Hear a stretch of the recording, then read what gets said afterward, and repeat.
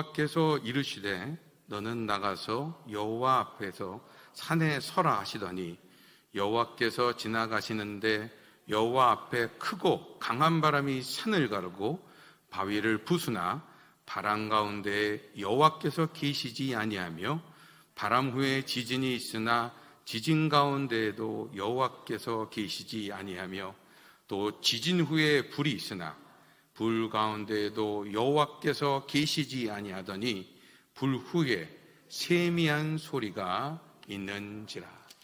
아멘. 여러분, 세상이 굉장히 시끄럽습니다. 뉴스를 보면 전쟁 소식도 지금 계속 이어지고 있고요. 또 최근에 보니까 상하이 인구가 3,500만이라 그러나요? 웬만한 나라보다도 큰 도시가 코비드 때문에 록다운이 돼서 사람들이 굉장히 어려움을 당하는 그런 일들도 우리가 보고 있습니다. 또 경제에 관심 있는 분들은 또 비트코인 요즘 가격 올라가는 걸 보면 또 우리가 놀랄 일들이 참 많습니다. 어떤 날은 200%, 300% 올라갔다가 그 다음 날에는 또 300%, 400%씩 떨어지고 난리도 아닙니다. 근데 이런 정신없는 상황들이 저희가 지금 코비드 때문에 특별히 지금 너무너무 위기, 큰일이다 이런 느낌이 들긴 하지만 사실 저희가 우리의 기억을 복귀해 보면 이전에도 마찬가지였습니다. 그렇지 않나요? 사실 전쟁이 있기 전에도, 비트코인 얘기가 나기 전에도, 그리고 코비드 전에도 저희 주변에서는 너무너무 시끄럽고 그리고 많은 사건들이 이어져 왔었습니다. 가장 대표적인 게 저희가 이제 텔레비전만 봐도 그렇잖아요. 귀가 아플 만큼 강렬한 사운드, 그리고 막 눈이 어질어질한 조명, 그리고 거의 제가 보기에는 사람으로 보이지 않을 만큼 매끈하고 멋있고 잘생긴 남녀들이 텔레비전에 나와서 막 쇼를 하는 걸 보고 있으면 저같이 평범한 사람들은 어떻게 어디에 앉아있지 싶은 그런 생각도 좀 듭니다. 다시 말해 세상이 평범한 것에 점점 관심을 잃어가고 있는 시대에 저희가 살고 있다는 거죠. 근데 저와 여러분이 이미 다 아시다시피 이 땅을 정말 지탱하고 우리 삶에서 정말 중요한 것들 중에는 소리도 빛도 화려함도 전혀 없는 것들이 더 많습니다. 우리가 국가에 대해서 비행기가 날아다니고 전쟁 얘기하지만 지금 저희가 살고 있는 호주를 지탱하고 있는 더 중요한 사람들은 아마 저 다윈 같은 데서 이름도 빛도 없이 조용히 보초를 서고 있는 군인들의 도움이 더 클 수도 있어요. 저희가 많이 코비드 때문에 걱정하지만 여전히 우리가 모르는 사이에 또 수많은 간호원들이 자기의 집에 아이들을 뒤로하고 24시간 병원에서 고생을 하면서 아픈 사람들을 돌보고 있습니다. 그리고 우리가 경제적으로 엄청난 사건들 얘기들을 하지만 실제로 우리의 경제를 지탱하는 진짜 힘은 제가 보기에는요, 단돈 몇 퍼센트를 아끼기 위해서 슈퍼마켓 쿠폰을 다시 한번 모으고 있는 엄마들의 손에서 가정이 지탱되고 있습니다. 여러분, 신앙도 마찬가지입니다. 우리가 신앙 얘기하면 막 기적, 큰 어떤 사건, 놀라운 어떤 경험담, 인상적인 결과물 이런 것들을 보고 사람들은 은혜를 받고 도전을 받기가 보통 쉽지만 저와 여러분의 신앙을 정말 제대로 붙드는 힘들은 사실은 그런 데서 나오지 않을 때가 많아요. 훨씬 더 조용하고 잠잠하고 평범한 것들 속에서 우리의 은혜가 주어질 때가 있다는 것입니다. 오늘 여러분이 읽으신 본문은 사실 제가 굉장히 많이 설교를 하고 다니는 본문입니다. 왜? 여러분도 아시는 분은 아시지만 제가 로뎀나무 아래 사역을 설명할 때 이게 로뎀나무 아래의 정신을 상징하는 가장 중요한 신학 본문이기 때문에 여러 차례 저는 설교를 합니다. 근데 저는 오늘 아침에 갑자기 우리 임명구 목사님과 사모님이 확진에 걸리셔서 SBS를 저한테 처하실 때 저도 당황했어요. 오늘 뭘 준비하지? 큰일 났네. 그러면서 알겠습니다. 걱정하지 마시죠 목사님. 얘기해놓고 집에 와서 와 진짜 정신없다. 아유, 정신없네. 근데 이렇게 정신이 없을 때 하나님은 나한테 어떻게 말씀하실까? 그 생각을 하면서 제가 성경을 뒤져보다가 이 로뎀남 아래의 메인 텍스트인 이 본문을 다시 한번 보게 됐습니다. 왜냐하면 이 본문은 시끄러운 우리 시대에 우리가 하나님과 어떻게 대화해야 되는지를 보여주는 굉장히 중요한 내용을 담고 있기 때문에 그래요. 오늘 본문은 여러분도 잘 아시는 엘리야 이야기입니다. 엘리야는 우리로 따지면 모든 선지자들의 아버지 같은 사람입니다. 아주 유명하죠. 근데 보통 우리가 선지자라 그러면 어떤 사람을 떠올립니까? 하나님의 말씀을 전하는 사람, 하나님의 말씀을 듣고, 전한다는 게 그 가족한테 전할 수도 있고 지금 그 말씀을 읽는 우리에게 전할 수도 있지만 어쨌든 하나님의 말씀을 전하는 사람이라고 정의해 본다면 실제로 엘리야 이전에도 많은 예언자들이 있었죠. 그래서 여러분들 알다시피 무슬림들이나 유대인들은 우리가 그냥 보통 성경 인물로 여기는 많은 사람들을 이름만 부르지 않고 선지자들이라고 부릅니다. 아브라함도 선지자, 아담도 선지자, 모세도 선지자, 선지자라고 불러요. 근데 사실 요 이야기가 나오기 전에 또 더 구약의 옛날 배경으로 가게 되면 선지자들이 그냥 선지자 역할만 한 게 아닙니다. 선지자들이 사실 제사장 역할도 하고 그리고 통치자 역할도 해요. 그 역할들을 같이 했다는 것입니다. 근데 성경을 쭉 보시면 이제 시간이 가면 갈수록 그 역할들이 분화되기 시작을 합니다. 선지자, 제사장, 왕, 통치자 역할들이 분화되죠. 왕은 어떤 사람이냐 면 하나님의 기준을 적용하고 집행하는 사람입니다. 그러니까 말씀이 있으면 그걸 집행하는 사람이 왕이겠죠. 제사장은 어떻습니까? 우리와 하나님의 관계가 깨졌을 때 그 관계를 회복해주는 일종의 치료사 역할을 하시는 분들이에요. 그게 제사장이죠. 이 일들이 어떻게 벌어졌는지 여러분 아마 성경을 이렇게 많이 보셨던 분들은 아시겠지만 먼저 제사장 역할부터 분리가 되기 시작을 합니다. 언제 분리가 되죠? 이스라엘 민족이 광야에 갔을 때 하나님의 거룩하심을 감당할 수가 없어서 사람들이 제대로 문제가 생겼을 때 하나님과 관계를 하지 못하니까 제사장, 따로 그 관계를 처리해 줄 사람들을 세웁니다. 족속으로 따지면 레위 족속들이 그 사람들이죠. 다음은 왕입니다. 왕 얘기는 또 언제 나오죠? 여러분도 잘 아시는 사무엘 선지자 마렵에 이스라엘 민족이 우리도 조금 다른 나라처럼 지금 겪는 많은 어려움들을 이기기 위해서는 왕이 필요합니다 라고 요구를 하죠. 사실 이 요구 앞에서 여러분이 성경을 보시면 잘 아시겠지만 하나님께서는 역사상 가장 오래된 사회 분석 이야기를 하십니다. 권력이라는 게 얼마나 쉽게 썩고 또 약자들을 착취할 수 있는지에 대한 경고를 쫙 하세요. 어리석은 건 이스라엘 민족이 그래도 주시옵소서 그러죠.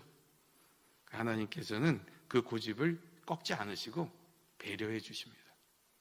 어리석은 주장이지만 배려해 주세요. 그래서 인간의 왕이 세워지죠. 여러분 지금도 그렇지만 이게 일을 할 때는 그래도 혼자서 다 하는 것보다는 우리가 일을 나눠서 하는 것들이 효과가 좋습니다. 근데 이게 나눠서 일을 하는 게 생각보다 쉽진 않아요. 왜요? 역할을 분담할 때는 이 일을 하는 공통의 목적, 공통 분모들, 서로에 대한 배려하는 마음들을 잘 준비시키지 않으면 일을 나눠놨다는 것 때문에 무슨 일이 생겨요? 더 많은 갈등과 싸움과 어려움과 상처들이 이 일 속에서 생긴다는 것입니다.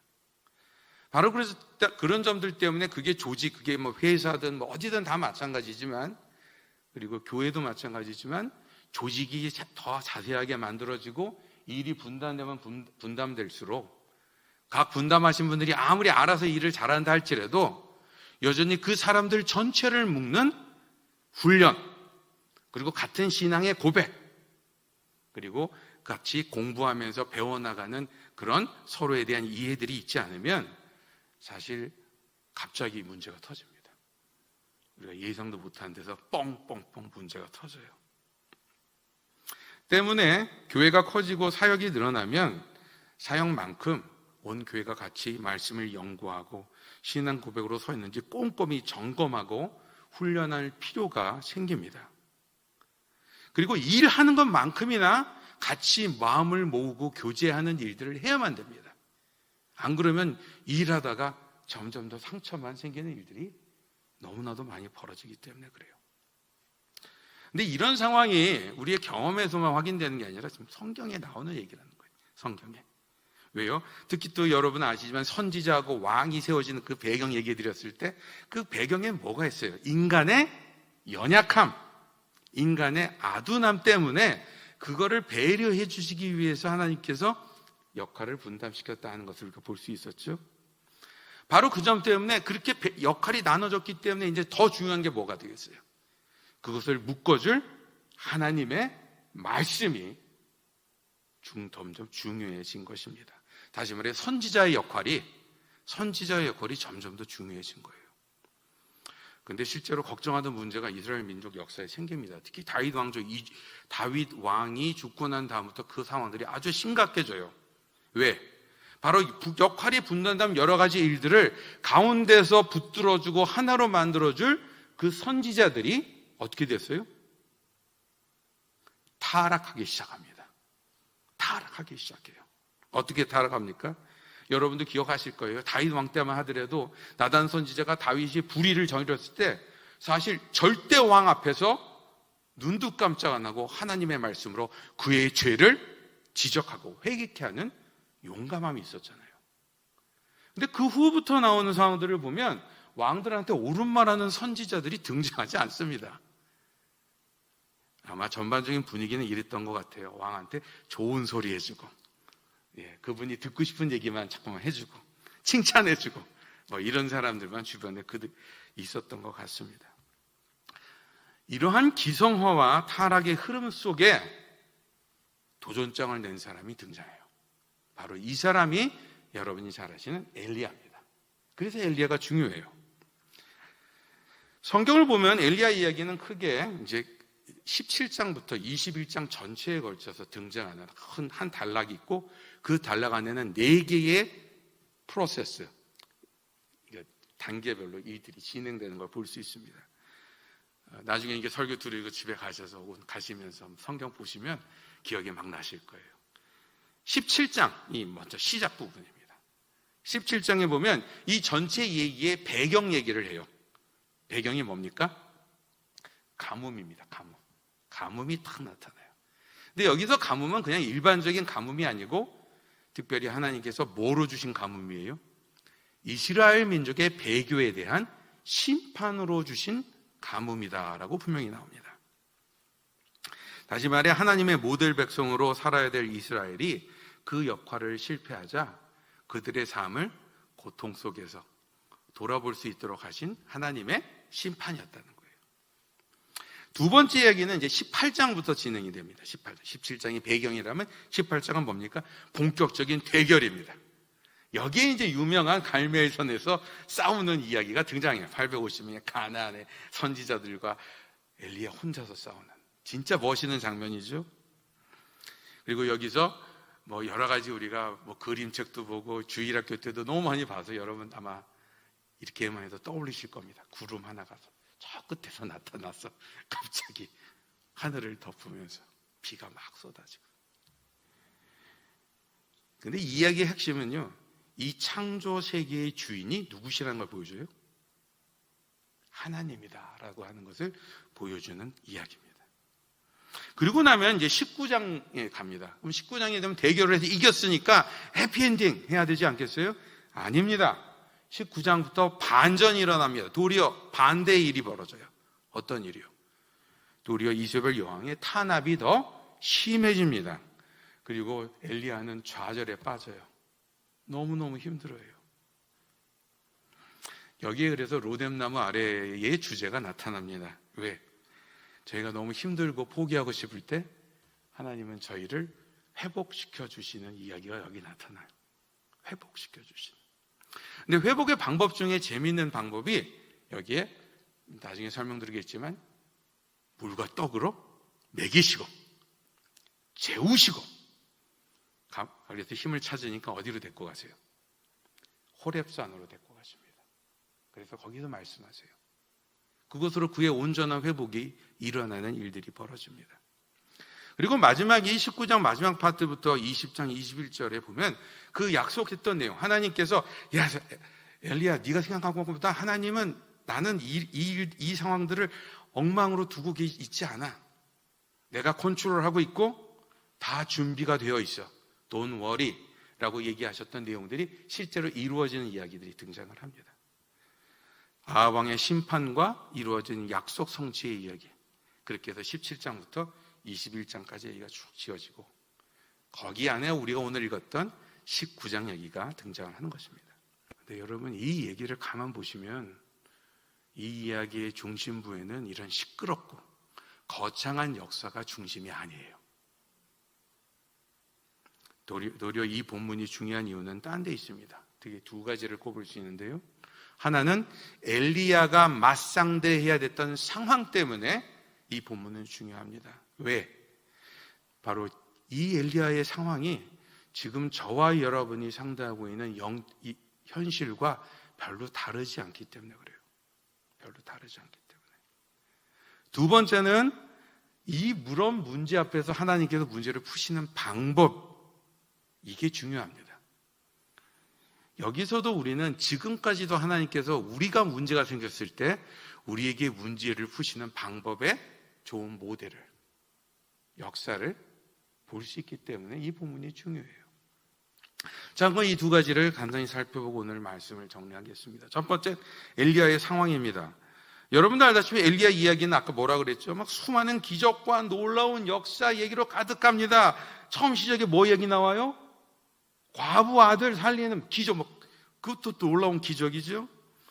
얘기의 끝은 어떻게 끝나요? 죽지 않고 승천합니다. 처음부터 끝까지 기적투성이에요. 대단하죠? 그래서 바로 이런 면들 때문에 이스라엘인들도 실제로 엘리야를 아주 특별하게 여겼습니다. 정말 이스라엘 하나님의 백성들이 고통받을 때 그 문제를 다 풀어줄 메시아 그러면 누굴 먼저 떠올렸어요? 엘리야를 떠올렸어요. 여러분 신약 찾아보시면 그래서 엘리야에 대한 얘기가 엄청 나옵니다. 이 때문에 예수님께서 여러분도 아시는 변화산에서 누구랑 같이 거기 계세요? 모세랑 엘리야랑 같이 계셨다 그랬죠.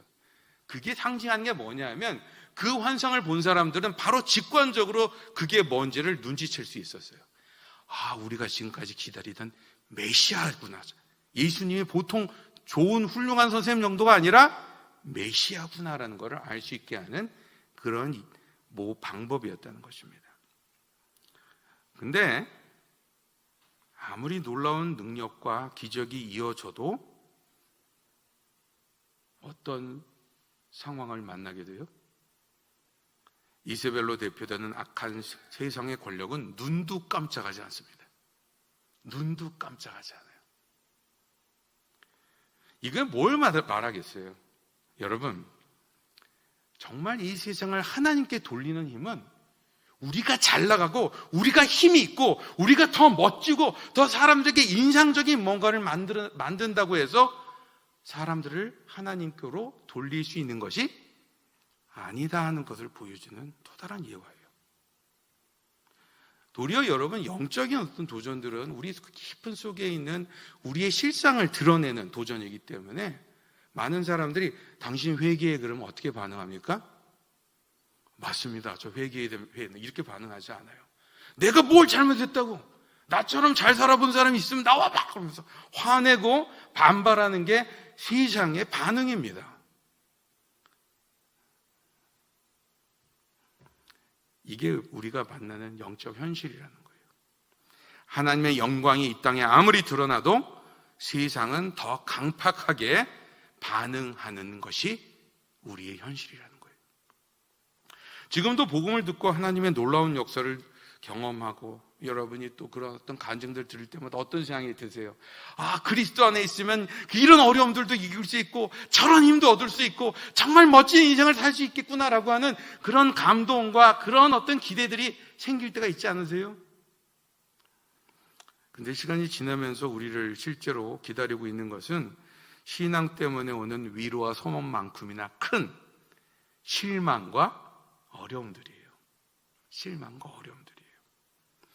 그리스도인답게 사는 것이 이렇게 많이 참고 이렇게 많이 손해보고 이렇게 억울하게 사는 건 줄 아마 처음부터 알았으면 이렇게 믿겠습니다 소리도 잘 못했을 것 같아요. 예수 안에서 좀 더 그래도 신앙적으로 제대로 살기 위해서 그 일주일 동안 그렇게 열심히 하다가 피곤한 몸을 이끌고 가까스로 쉬는 일요일날 교회에서 봉사를 합니다. 그럼 은혜가 넘칩니까? 넘칠 때도 있지만 마음에 상처 주는 소리도 많이 들릴 때가 있어요. 여러분이 신앙을 갖고 이것을 우리 아이들에게 주고 싶다는 열망과 간절함들이 커지고 그것을 주기 위해서 애들에게 막 틈만 나면 얘기하고 강조하면 아이들이 그 얘기 너무 잘 듣습니까? 듣자마자 막 변하고 애들 얼굴에서 빛이 나요? 적어도 저희 아이들은 안 그렇습니다. 잘 안 들어요. 얘기하면 도망가고요. 피해갈 궁리를 찾고. 사실 생각해보면 저도 그랬기 때문에 전혀 이상한 건 아닌데 하여튼 부모 입장에서는 속상합니다. 성경 읽고 말씀 연구하는 것보다 크립토 커런시에 대한 유튜브를 보는 사람들이 돈을 더 잘 벌어요. 잘 나가요, 세상에서. 이걸 어떻게 알 수 있다는 것입니까? 그래서 이런 상황들을 보면 저희가 종종 에잇! 이런 소리가 나옵니다. 안 그러십니까?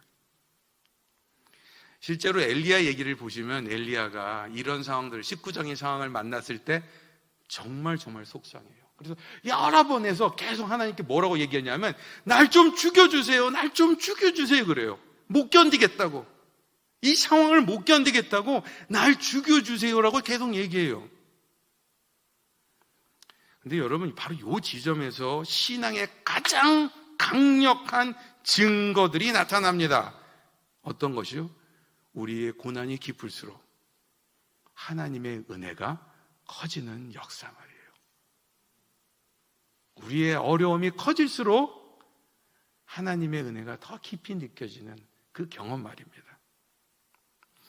특히 엘리야의 하나님은 우리가 괜찮은 척하고 잘하고 있는 척하는 거 이런 모습을 별로 반기시는 것 같지 않아요.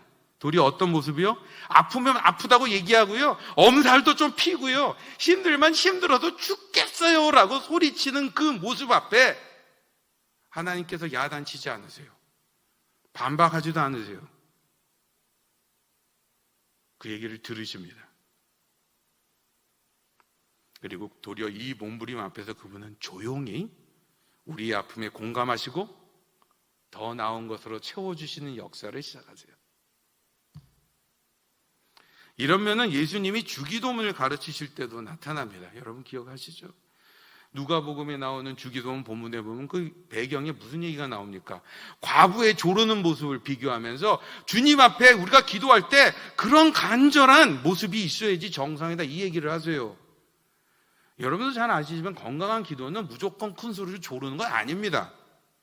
왜요? 우리가 주기도문에서 보는 것처럼 진정한 기도, 가장 이상적인 기도는 우리의 연약함을 인정하고 하나님이 더 나은 답을 아신다는 것을 고백하며 하나님의 나라를 임하게 하여 주시옵소서. 다시 말해 하나님의 뜻대로 내가 쫓아가고 살 수 있도록 도와주세요 라고 기도하는 것이 더 이상적인 기도예요. 그게 더 바른 기도예요. 근데 놀라운 건 그런 기도를 하도록 말씀하시면서도 하나님께서는 우리의 연약함을 외면하지 않으셨다는 거예요.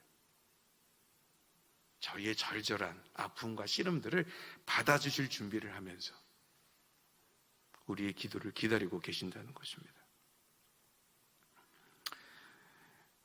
여러분, 하나님의 은혜는 우리가 처한 상태의 암담함, 심각성을 더 깊이 인식할수록 더 깊고 더 강력하게 경험됩니다. 바로 이 점 때문에 사실 모태신앙자들이 갖고 있는 어려움들이 있어요.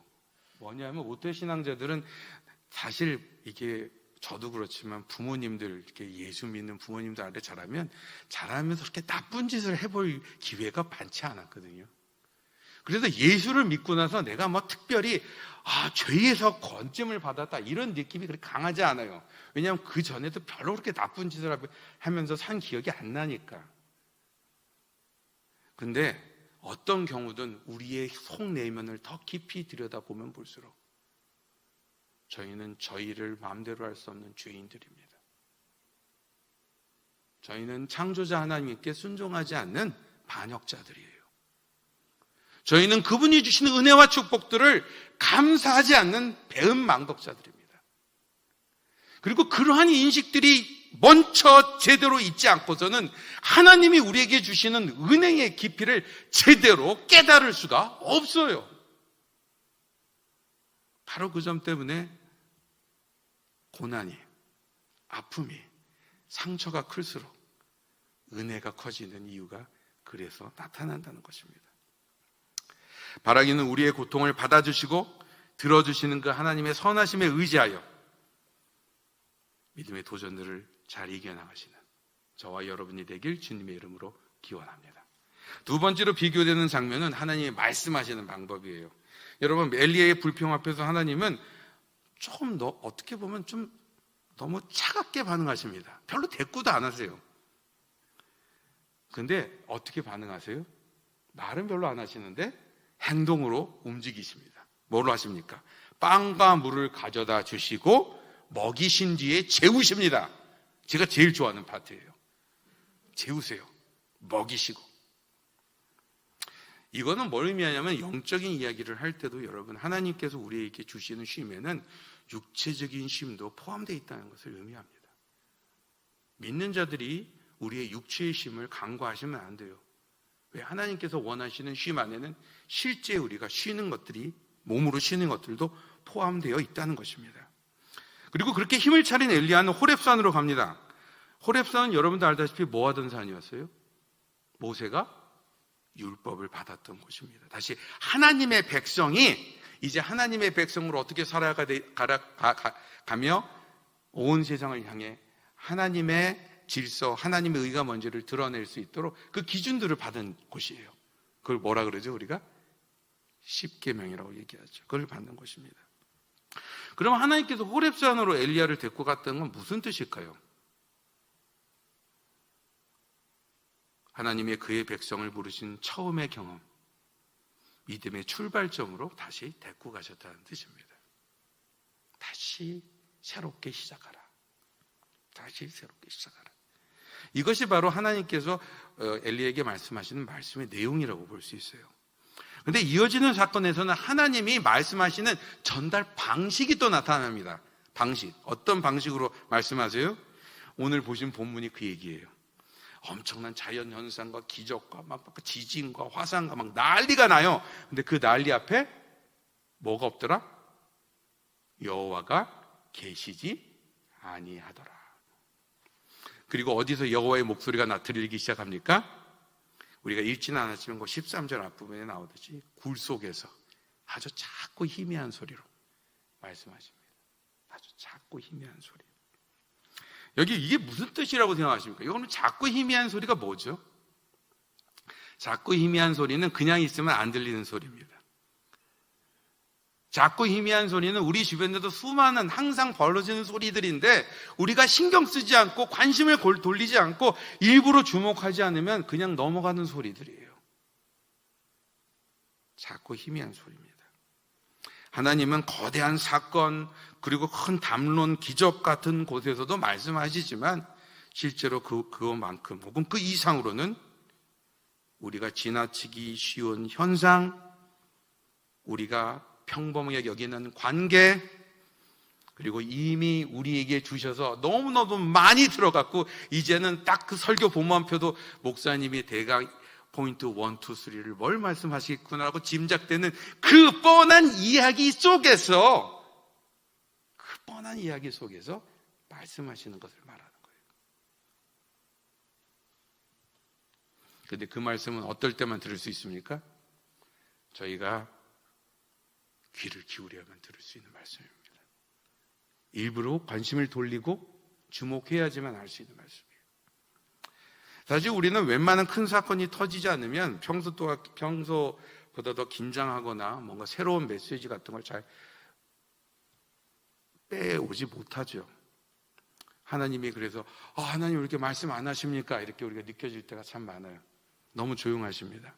그래서 이번 우크라이나 사태처럼 막 전쟁이 터지고 사람들이 죽고 하면 그때서야 우리가 뭐 긴장해야 되나? 뭔 일인가 싶은 그런 생각이 들죠. 근데 실제로 하나님은 한 번도 우리에게 이야기를 멈추신 적이 없습니다. 한 번도 멈추신 적이 없어요.